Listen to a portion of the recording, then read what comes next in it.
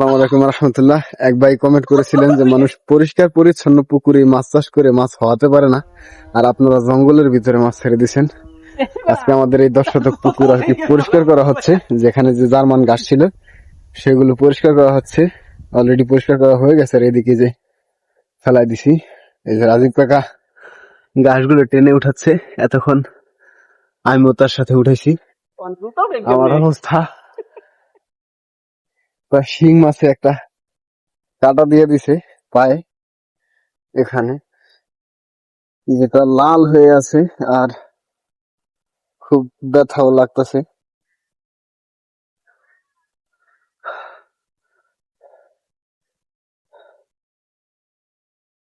পুরোপুরি পরিষ্কার হয়ে গেছে।